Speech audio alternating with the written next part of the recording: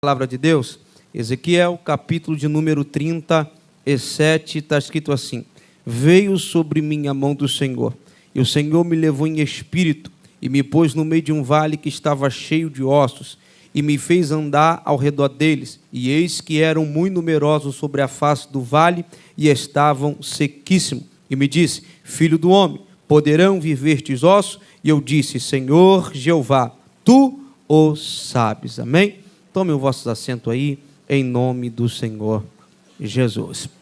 Meus irmãos, quando nós olhamos para a palavra de Deus, para a Bíblia, nós vamos perceber que a Bíblia, ela tem pelo menos 3 níveis de compreensão: os assuntos fáceis ou simples de ser entendido, os intermediários e os assuntos que são mais complexos, mais difíceis de compreensão, de entendimento.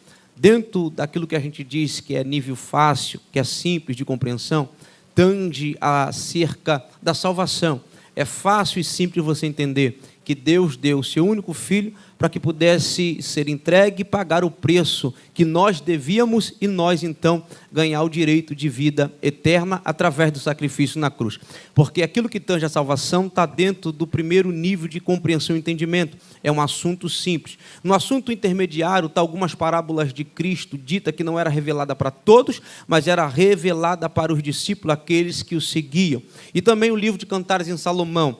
Quando nós olhamos Cantares e percebemos que aquilo ali é simbólico, o noivo aponta para Cristo e a noiva para a igreja, fica mais fácil de compreensão. E tem também o terceiro nível, aonde está detido, e dentro desse nível está os assuntos escatológicos, que são os assuntos tratados acerca do futuro. Ezequiel está dentro do Antigo Testamento, mas vocês sabem que Ezequiel é um profeta que está também sobre ele alguns segredos e algumas revelações acerca da escatologia. Então, Ezequiel não é um livro de fácil entendimento e fácil compreensão. Ezequiel está enquadrado nessa gama ou doutrina da teologia sistemática que nós chamamos, então, de escatologia. No capítulo 37 de Ezequiel, é um dos capítulos de mais fácil de compreensão, e por isso você vai ver que como pessoas gostam de falar acerca do capítulo 37, embora eu hoje senti do Espírito Santo de Deus de falar um pouco aqui nesse capítulo. Mas para nós entendermos o que está acontecendo, como acontece, aonde e por que acontece, bem rápido, a gente precisa trabalhar com a historicidade da casa de Israel. Está inserido no caráter paternal de Deus, pelo menos 5 características paternais. Ele é pai de Jesus por geração, dos anjos por criação, do homem por formação, de Israel por eleição, da igreja por adoção. Aquilo que tange o Filho de Deus como eleito é Israel. Ele vai a um homem chamado Abraão e diz: olha, tu vais ser pai de multidão, ou dependendo da sua Bíblia, pai de muitas nações. Quando a gente olha o percorrer da vida dele, o nome dele vai ser trocado. E a gente sabe que quando Deus troca o nome de alguém na Bíblia, é Deus não só colocando um nome novo, é Deus tocando no caráter, na personalidade da pessoa que está sendo então trocado o nome. Vocês lembram de Jacó no Val de Jaboque? O anjo diz: como é que tu se chama? E Jacó diz: eu me chamo Jacó. O anjo diz: a partir de hoje tu és Israel, aquele que luta e vence com Deus. Nunca mais foi o mesmo, porque quando é Deus trocando o nome, é Deus dando uma nova identidade. Quando nós olhamos para a Bíblia, depois que Deus troca o nome desse homem chamado Abrão, a gente vai perceber que ele se torna uma pessoa melhor, e se aproxima de altar, passa pelos carvalhais de Mamre e levanta altar, passa por Berseba, levanta altar, por onde passa, levanta altar. Um homem que caminhava e agora se torna homem de altar, muita coisa melhorou. Quando nós vemos também a vida de Sara, sua mulher, ela também tem o nome trocado, e ela era aquela que ria da palavra que vinha do céu para ela. Depois disso, não ri mais. Então, eles se tornam pessoas melhores. Perceba uma coisa: o resultado é igual para os dois, melhoria. Os dois se tornam pessoas melhores na presença de Deus. Quando nós olhamos para o idioma hebraico, a gente sabe que as letras têm símbolo e têm número. Então, quando nós olhamos para o que Deus está fazendo com Abraão, Deus acrescenta o A, que eles vão chamar de patá, é a vogal aqui então. Quando nós olhamos para cá, Deus acrescenta o A, e aquilo que é Abrão fica Abraão. Quando nós olhamos para Sarai, Deus não acrescenta, Deus tira o Yud, que é I nosso, e aquilo que é Sarai fica Sara. Então, quando nós olhamos para Abrão, Deus acrescenta, de Sara, Deus retira. Só que você não vê a Sara dizendo assim: Deus, por que para ele se tornar melhor, tu acrescentou? E para mim me tornar melhor, tu está tirando. Porque Deus sabe que tem pessoas que para se tornar melhor, precisa que algo seja acrescentado. Mas tem pessoa que para se tornar melhor, não precisa do acréscimo de nada. Precisa que retire um pouco daquilo que ele tem de excesso. Mas aqui o que chama atenção é que a gente não vê Sara dizendo: Deus, por que com ele tu acrescenta e comigo tu retira? Porque ela não está preocupada com o que ela está perdendo, ela está focada em quem ela está se tornando. Tem um princípio nela, qual entre ter e ser, ela prefere ser do que ter. Sara está dizendo: se eu preciso perder o que eu tenho para ser quem eu não sou, eu abro mão do que eu tenho, mas eu quero ser quem ele me chamou para ser. Por quê? Porque entre ser e ter, ela prefere ser do que ter. Deus dá lindo uma lição através de Jó sobre isso aqui. Deus poderia dizer: Satanás, Jó tem tudo, mas o que Jó tem não chama a atenção de Deus. O que Deus está gostando é o que Jó é. Aí Deus diz: aí Satanás, Jó é reto, é justo, ainda se desvia do mal e é temente. Aí Satanás tenta quebrar esse princípio e diz assim: claro que ele é, tu deu tudo a ele, toca no que ele tem, que eu quero ver ele priorizar o que ele é. Deus olha e diz: vai lá e toca em tudo, mas te digo uma coisa, deixa ele vivo, tá? Que através da vida dele eu vou te mostrar que para ele é melhor ser do que ter. O diabo toca em tudo da vida de Jó, já não tem mais nada. A esposa de Jó diz: amaldiçoa seu Deus e morre. Satanás diz: viu aí, Deus, a primeira deixou de ser quando deixou de ter, porque ela só era enquanto tinha, agora só falta Jó. Jó disse: eu sou diferente, Deus me deu. Oh Jesus, Deus tomou. Bendito seja o nome do Senhor. José vai ser a semente usada para entrar na terra. Porque quando nós olhamos para a Bíblia, Jesus trata Israel, Deus trata Israel também, como árvore, simbologicamente falando. Jesus, no seu sermão escatológico, diz assim: olhai para as árvores e para a figueira. Quando vê que ela floresceu, sabais então que o verão está próximo. E quando nós vamos para o livro do Êxodo, capítulo de número 1, Moisés escreveu que quando José morre, o povo cresce, multiplica e frutifica. O que é isso? Característica de árvore. Então quem seria a semente dessa árvore que é Israel? José. Porque José é quem Deus pegou e plantou na terra para que a árvore crescesse, que seria o povo.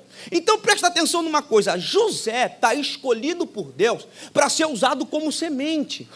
E toda semente só tem valor quando vai para debaixo da terra. Então está no propósito do céu José passar um tempo em cisterna, em poço.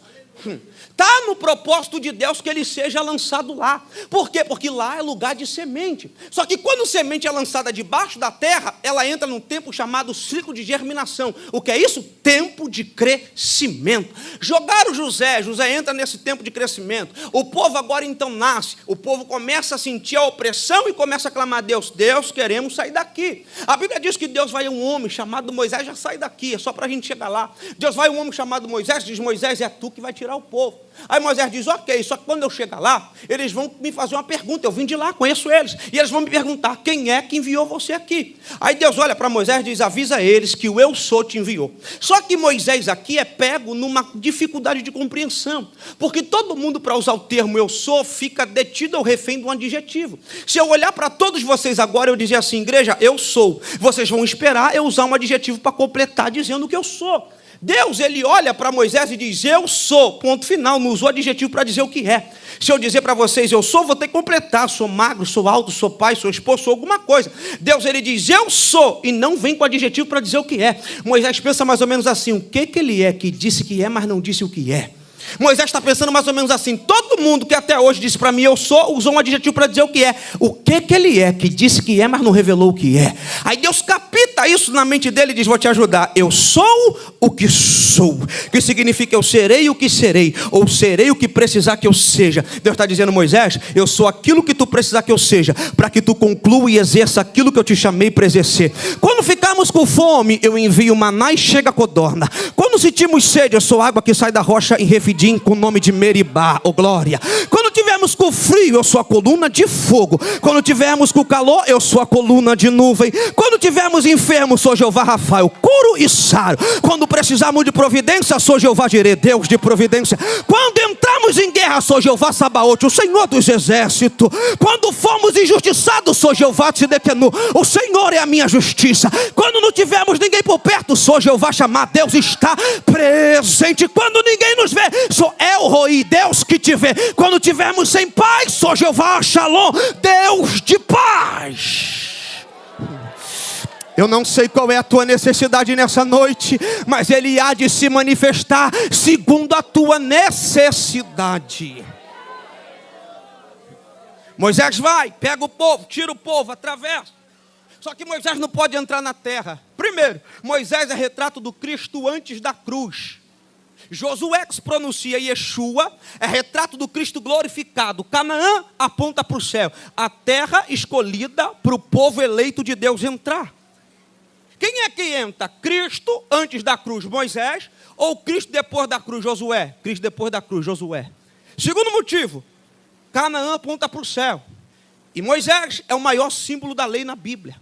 Quando na terra que literal Moisés não entra, é pré-figura do que Paulo ensinaria aos Efésios capítulo 2, versículo 8. Só entra lá se for por graça. Se tentar no força do braço, que é a lei, fica de fora. Pelo menos na terrena, Moisés não pode entrar. Moisés vai ao alto do Nebo. Josué, o filho de Nun, dá continuidade. Quando ele entra na terra, o governo é chamado de teocracia. Deus não consagra ninguém a rei. Deus fala com o homem e o homem governa. Só que o povo oprime Samuel, diz Samuel, queremos viver então a monarquia. Queremos rei. Deus olha para Samuel e diz, ok, vou te mostrar ele. É o filho de Quis que vem da casa de Benjamim. Sobre as montanhas de Salisa, que eu vou te mostrar, e tu vai ungir. Acontece que então Samuel unge Saul. Saul é o primeiro rei. A Bíblia diz então que quando Saul passa, senta Davi, que vem da casa de Jessé, da tribo de Judá. Depois Salomão, depois senta um homem chamado Roboão, que é filho de Salomão, consequentemente neto de Davi. Quando Roboão senta na cadeira, um homem chamado Jeroboão não gosta ou não é de acordo com o pensamento de Roboão. O reino da casa de Israel se divide. Reino sul, capital Judá. Reino norte, capital está em Samaria. Deus agora levanta 2 profetas, um para o sul, um para o norte. 2 reis, um para o sul, um para o norte. Deus levanta profeta para o povo do norte. Eles não ouvem a profecia, são levados cativos. Deus agora levanta Jeremias, filho de Uquias, sacerdote, lá em Anatote, perto de Benjamim. Ele diz, Jeremias, o que tu vê? Jeremias disse, eu vejo uma vara de amendoeira. Fala da urgência de Deus nos Jeremias como profeta para a casa de Judá, o povo do sul. Na segunda visão, Deus diz, e agora tu vê o quê? Jeremias disse, agora eu vejo uma panela, está no fogo, começou a ferver. E o que me chama a atenção é que ela está virada para o norte. Da onde viria Nabucodonosor, os caldeus? A Bíblia diz então que vai acontecer o cativeiro. No ano 586, Deus começa a liberar a ordem.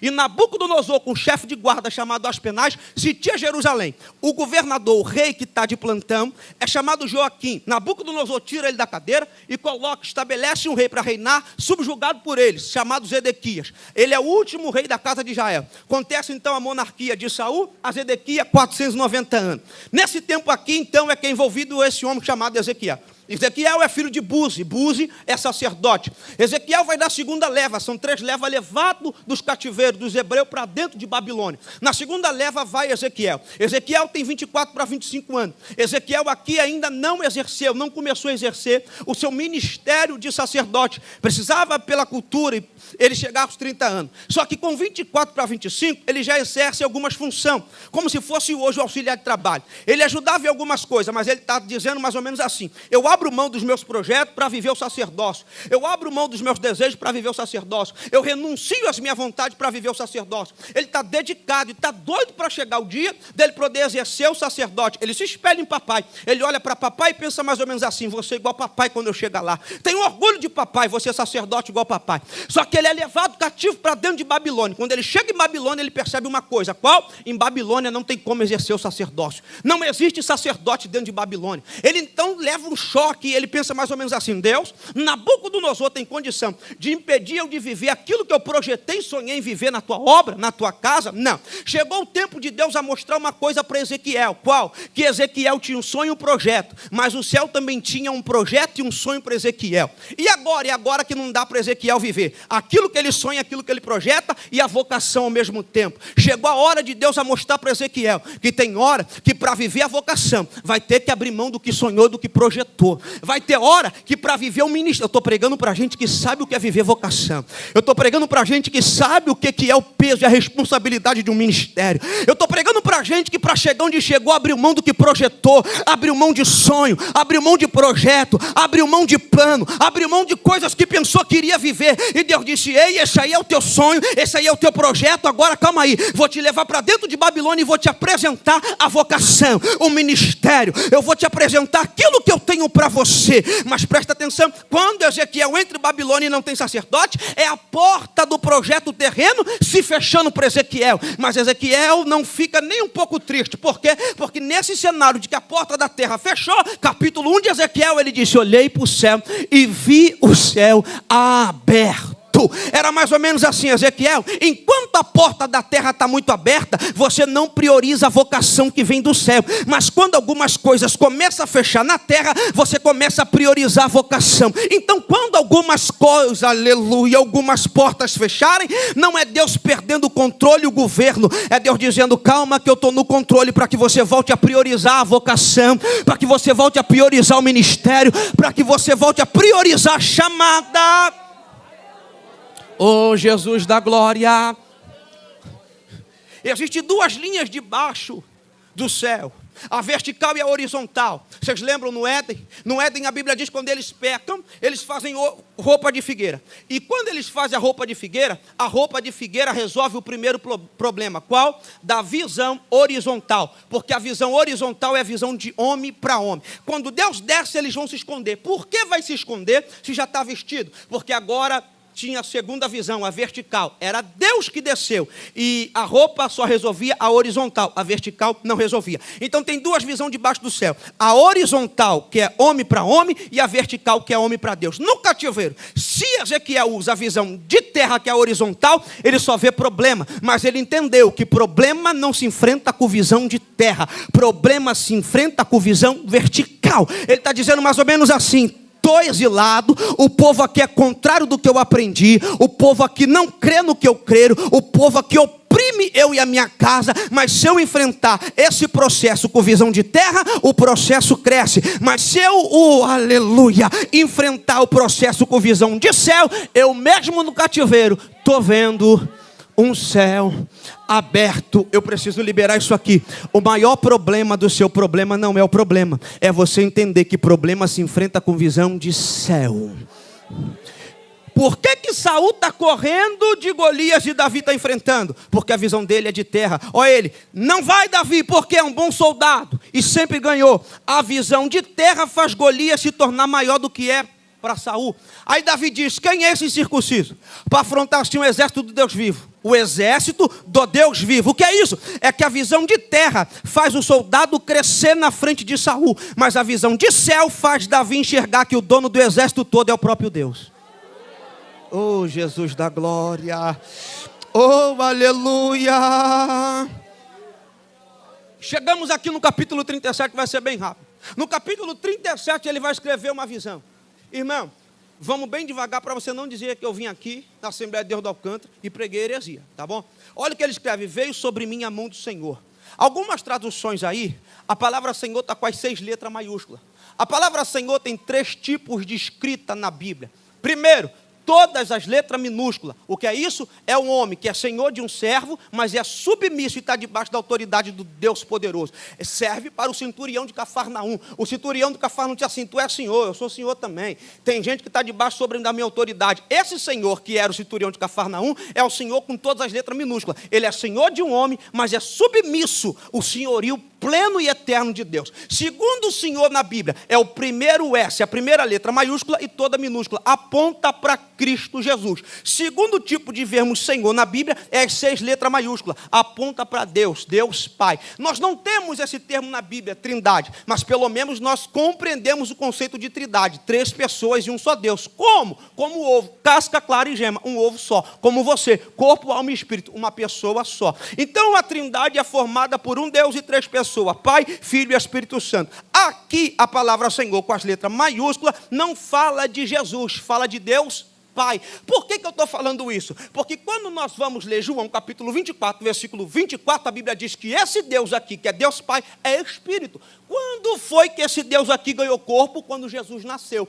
Antes de Jesus nascer, Deus não tinha corpo. Quando Jesus nasce, Deus passa a ter corpo. Ao ponto que Filipe disse: eu quero ver o Pai. Aí Jesus disse: eu estou pregando para tu todo dia de Bíblia e tu pede para ver Ele. Quem vê a mim, vê Ele. Jesus está dizendo: eu sou a maior revelação dele. O corpo de de Jesus é Deus tomando forma de homem, para cumprir o que Paulo dizia aos Filipenses. Paulo disse, ele tomou forma de homem. Então, o corpo de Jesus é Deus ganhando corpo. Antes do nascimento de Jesus, Deus não tem corpo. Claro que por ser Deus, ele poderia e usava de um método chamado teofania, quando a divindade dele tomava forma palpável e física para ser conhecido. Mas se aqui é uma visão, não se trata de teofania. Então vamos lá, aqui Ezequiel está mais de 500 anos antes de Jesus nascer. Então aqui Deus não tem corpo. Se Deus aqui não tem corpo, como é que ele disse? Veio sobre mim a mão do Senhor. Que mão é essa?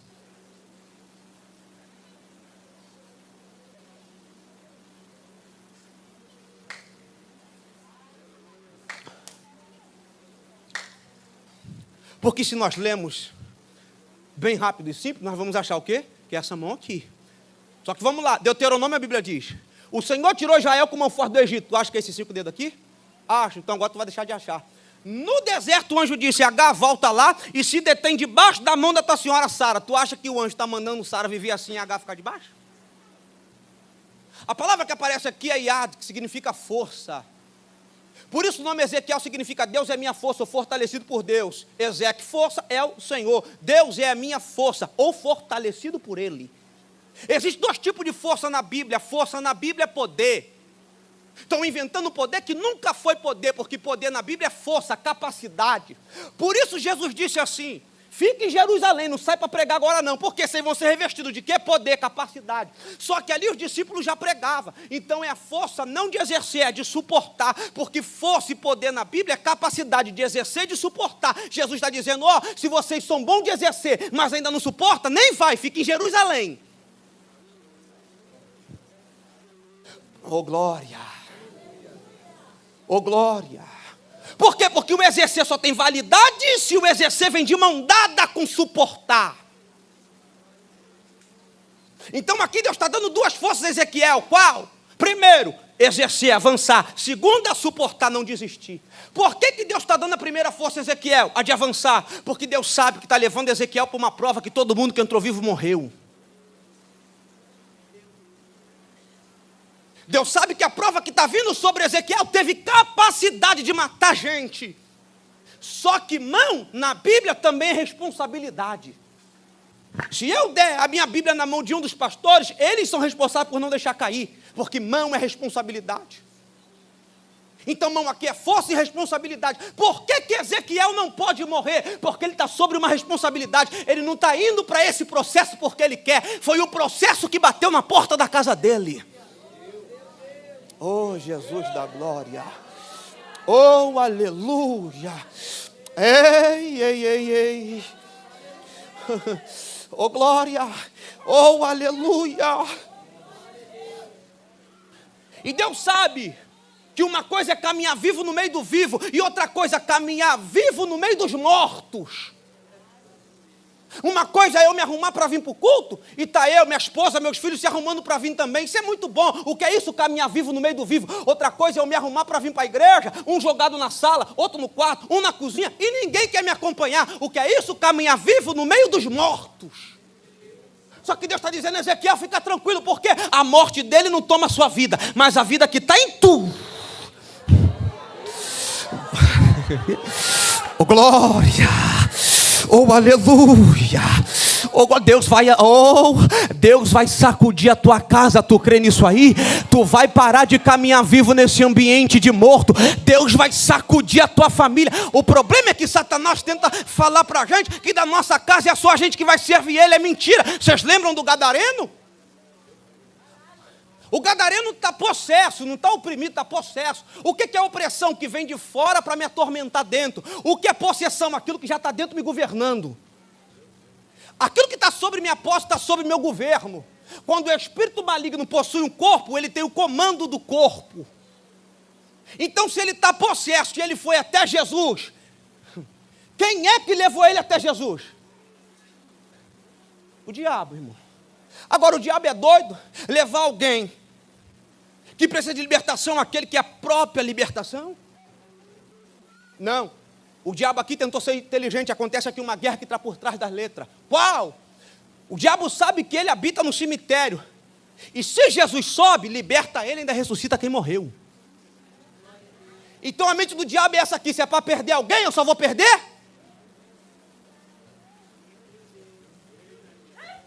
Você já viu Jesus negando alguém para te seguir? Aqui Jesus negou. Por quê? Porque aqui é o contra-ataque. Quando o diabo leva o gadareno até Jesus, é o diabo dizendo: ó, da casa dele, só ele, tá?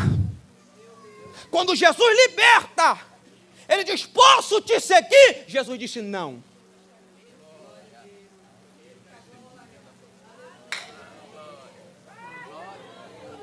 Faça o quê? Vai para a tua casa. Por quê? Porque agora é eu dando contra-ataque do ataque que o inferno deu. Quando o Satanás te trouxe até mim, ele estava dizendo que da sua casa só você salvava. Mas vai para a tua casa, porque é eu gritando para o inferno. Começa nele, mas é a partir dele. Deus vai sacudir a tua família através de você.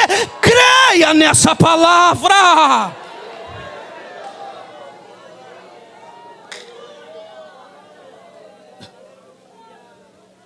Ok, irmão Tiago, a primeira força nós já sabemos, a de avançar. E a força de não desistir. Por que Deus deu? Está no texto. Versículo 2. E me fez andar em redor deles. Plural. Vale, só tem um, não pode ser. Profeta, só tem um, não pode ser. Deus é único, não tem como ser. A única coisa no contexto de Ezequiel 37 que está no plural é os ossos. Então quando Ezequiel disse, me fez andar em redor deles, é em redor dos ossos. E o que é andar em redor? Fazer um círculo por fora. É Deus dizendo: Ezequiel, anda por fora dos ossos, mas ainda dentro do vale. Por quê? Porque Ezequiel está comprando uma guerra que não é para ele. Ezequiel está vivo, está entrando no problema porque tem gente que morreu lá. Oh, Jesus. E comprar a guerra do morto e ver que o morto está gostando de ser morto, vai desanimando. Hã? Você compra a guerra do morto, passa o processo por causa do morto e vê que o morto está amando ser morto. Só que Deus deu a segunda força, a de não desistir. Por quê? Porque Deus sabe que quem não tem a força de não desistir, quando compra a guerra de alguém e vê que alguém está gostando de ser morto, pula fora do barco. Mas Deus diz: Ezequiel, tu está proibido de desistir dessa causa. Por quê? Anda em redor dos ossos, mas ainda dentro do vale. Deus não vai deixar tu desistir da tua casa. Deus não vai deixar tu desistir da tua família. Talvez tu está dizendo: Deus, o fardo está pesado. Estou passando o processo porque ele está buscando o vento lá fora. Estou buscando o processo porque ela está trazendo o vento lá de fora. Só que Deus está dizendo: continua dentro desse ambiente, dentro desse processo. Oh, bendito seja o nome do Senhor, porque através de você eu vou gerar vida no ambiente. Através de você tem gente que vai voltar a ter vida. Primeira força: caminhar vivo no meio do morto, não ser corrompido pela morte do morto, mas influenciar o morto com a vida que tem você. Oh, Jesus, o morto lá vai voltar a ter vida. Você precisa crer nisso daqui. Talvez tu está dizendo que isso é jargão de pregador. Não, irmão, isso aqui é Bíblia. Atos capítulo 12, Herodes Antipas disse: matamos Tiago, amanhã a gente acaba com Pedro. Só que ele não sabia que a igreja estava orando na casa da mãe de João Marcos. Eu imagino Herodes dizendo: amanhã Pedro morre, a igreja está a dar livramento a Pedro. Satanás está: o câncer vai matar, e a igreja está dizendo: Deus, arranca o tumor. Satanás está dizendo: vai morrer no tráfico, a igreja está dizendo: Deus, tira do morro. Oh glória, anjo é ser pessoal, mas não é onisciente. Ouve, mas não tem onisciência. Imagina ele ouvindo, chegando diante do Senhor e dizendo: Deus, estou ouvindo barulho de igreja orando lá embaixo, me dá o endereço. Não da onde a igreja ora, da onde o problema está acontecendo. Deus pega o endereço, dá o anjo não vai onde a igreja ora, mas entra dentro da penitenciária de Herodes. Diz: Pedro, calça a sandália, cinge o lombo, veste a capa, porque não vai morrer ninguém enquanto tem uma igreja que ora. Herodes não tem autoridade para matar. Deus disse: Noé, acabei com todo mundo, só tu presta, só tu tem jeito ainda, mas ninguém. Aí no dia de entrar na arca, ele diz: Noé, meu filho, quer saber de uma coisa? Nem eu aguento minha misericórdia, nem eu aguento minha graça. Fala aí, Senhor. Entra tu, mas não entra sozinho não.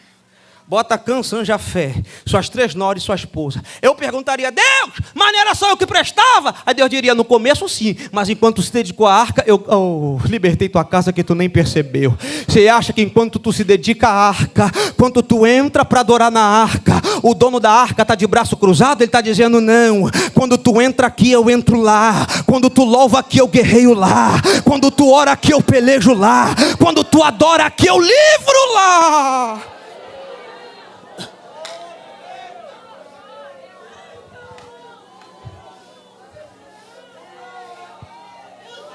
É mundo cachevial full power. Remunacano mesmo manano se apre. Vai o de que rava momon choco. Emunassi prêmia faio der.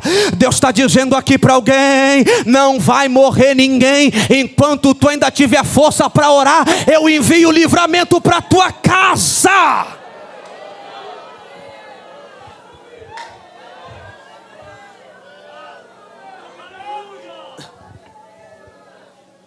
Ezequiel olha, chega no vale. Aí quando Ezequiel olha no vale, Ezequiel conta o estado do morto. Como que está Ezequiel? Sequíssimo. O que é isso? Já passou um tempo. No período da decomposição. Primeiro estado da decomposição, quando alguém morre. O corpo para de bombear sangue e o corpo esfria. A primeira identidade ou característica de quem perde vida é ficar gelado. Segundo, os gases rompem, o corpo incha. Ele fica gerado e depois ele incha. Terceiro, os micróbios, os vermes, comem a pele, perde a aparência. Essa é a decadência de quem perde vida. Perde a temperatura, incha e perde a aparência. E como que está os ossos, Ezequiel? Sequíssimo. E qual é o estado agora? Na esqueletização. O que é isso? Os micróbios iam vir para começar a romper os ossos, começando pelo tecido mais mole dos ossos. Só que osso na Bíblia é estrutura. Deus até permitiu esfriar. Deus até permitiu inchar. Deus até permitiu perder a aparência. Quando Satanás disse: agora eu vou usar os vermes e vou, oh glória, acabar com a estrutura. Deus disse: na estrutura não. Ezequiel, vem cá.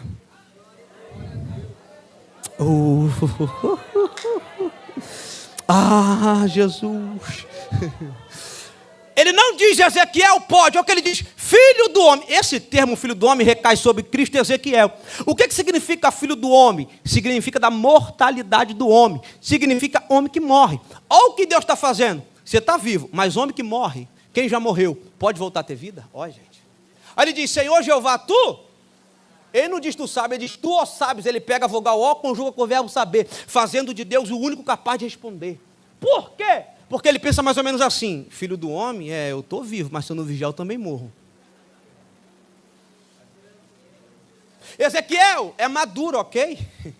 Ezequiel é profeta, tem nome, mas tem pé no chão. Oh. Ezequiel tem reconhecimento, mas Ezequiel sabe aonde está pisando, tem pé no chão. Ezequiel está dizendo: estou vivo hoje, mas se eu não vigiar, o vivo de hoje é o morto de amanhã, e o morto de hoje amanhã está vivo. Já que tu nunca morre, responde o Senhor. Aí Deus diz: fez certo, hein? Por quê? Porque o seu papel não é julgar, seu papel é profetizar. Quem não julga tem autoridade para profetizar. Agora é só abrir a boca. Porque profeta que não julga é profeta que acredita. Profeta que acredita é profeta que crê. Profeta que crê é profeta que vê. Profeta que vê tem que falar para ver. Prega que eu faço. Anuncia que eu... Oh, aleluia. Quando ele vai para o primeiro ponto da profecia, eu já começo a conclusão. Olha o que ele diz: ossos secos, ouvi. E aqui bugou minha mente, irmão. Enquanto eu vou beber mais um gole de água, tu pensa aí: osso ouve?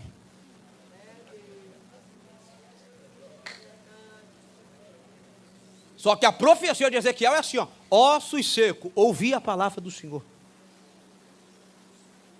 A gente tem alguns ossos no ouvido. O principal se chama estribo. É o menor do corpo, engraçado, que é o responsável, é de maior responsabilidade sobre ele, ele é o menor, olha. Dá outra mensagem, não dá? E ele é o único osso que quando destrói não tem restauração. Todos os ossos têm, menos o estribo. Então esse estribo aqui está bom ou está ruim? Está bom. Qual é o problema dele? Está no ambiente de morto, misturado com morto, cheirando a morto, mas ele ainda...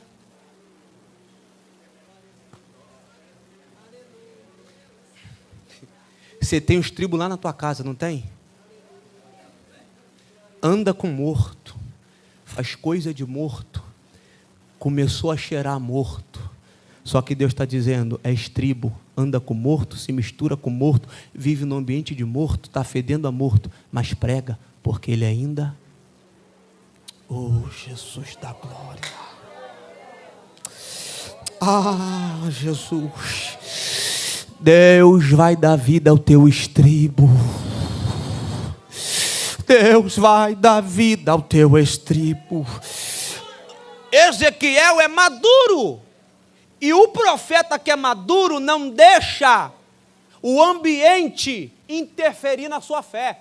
Porque se ele olhasse para o ambiente e situação, não profetizava. Quem é que vai deduzir que tem um estribo ali que ainda ouve? Se está junto com o morto, no ambiente de morto, se comportando como morto, fedendo a morto, está morto também. Tá não, Ezequiel, prega, porque pelo menos o estribo ainda ouve. Oh, Jesus da glória. Ouve, é só pregar. Então vou pregar. Ossos secos, ouvi a palavra do Senhor. Quando ele prega, primeira coisa que vem, nervo. Para que serve nervo? Capacitar o seu corpo em movimento. O primeiro aliado e benefício do movimento do corpo é o sangue bombear. Para que a temperatura subir? Tu acha que isso aqui é coincidência?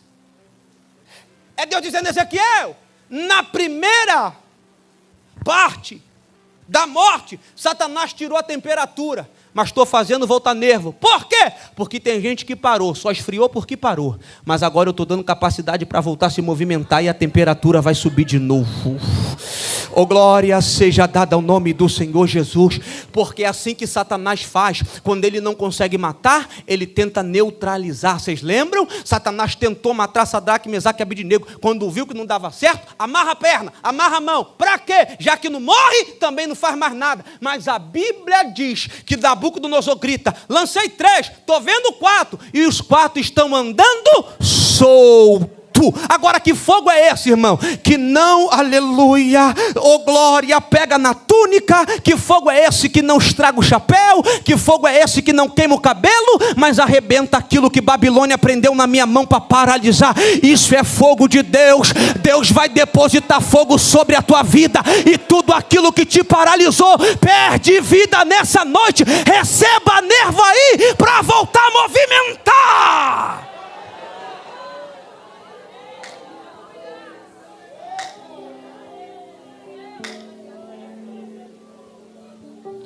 Segundo, carne. Para que serve carne? Preenchimento do corpo entre pele e osso. E tudo aquilo que inchou é porque cresceu vazio. É Deus dizendo, Ezequiel, meu filho, se teve gente que vazio tentou crescer, avisa ao diabo que eu estou começando a encher o que estava vazio.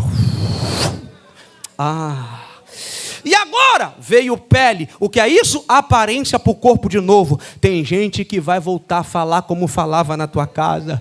Tem gente que vai voltar a andar como andava na tua casa. Ezequiel, profetizei. E escuta isso aqui. A ordem de Deus para Ezequiel é anda em redor. O que é andar em redor que eu falei? Fazer um círculo por fora. Olha agora a graça e misericórdia de Deus. Parece que Deus mais preocupado está com os ossos de quem morreu do que com o profeta que está vivo. Por quê? Porque se eu ouço a ordem, anda em redor, eu tenho que fazer um círculo por fora. Porque se eu pisar, eu não andei em redor de, eu andei sobre de. Então andar em redor tem uma condição. Qual? Não pisa. Mas está morto, Ezequiel. Qual é a morte que morre todo mundo junto e não vale? Guerra. Então está respondido, né? Se morreu guerreando, morto tá, mas um dia foi soldado. Pisa não. Oh glória. Oh aleluia. Mas Deus está morto, Ezequiel, meu filho, tu conhece o momento, eu sou Deus. Antes que houvesse dia, eu já era. O que é isso? É que tu conhece o momento, eu conheço a história. E eu não, oh glória, esqueço de uma história positiva só porque o momento é negativo. Ezequiel, tu não lembra de Ezequias, não? Isaías disse, põe tua casa em ordem, porque certamente morrerás e não viverás. Ezequias estava errado, mas Ezequias já viveu, irmão. Ezequias disse assim, quer ver como é que eu não morro? Eu conheço ele, sei que ele não tem déficit de memória, sei que Deus não é ingrato, e sei também que Deus, oh glória seja dada ao nome do Senhor, não se esqueça esquece de nada. Deus, lembra-me que eu já andei na tua presença, como andou meu pai Davi. Deus disse: Isaías, volta lá e avisa para ele que não vai morrer ninguém, porque eu não tenho problema de memória, o momento é negativo, mas eu conheço a história de Ezequias.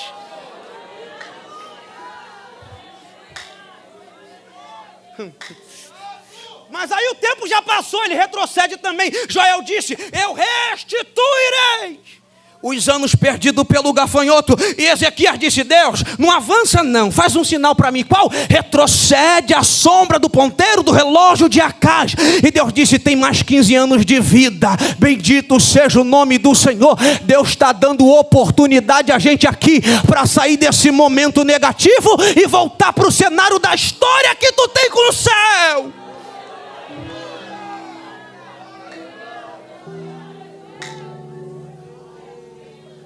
Ele começa a profetizar.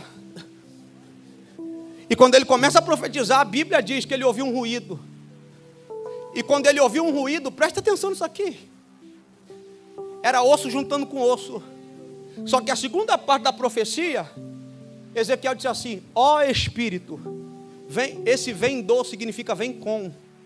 Lá no grego a tradução é em. No hebraico é com. Significa vem com, vem junto.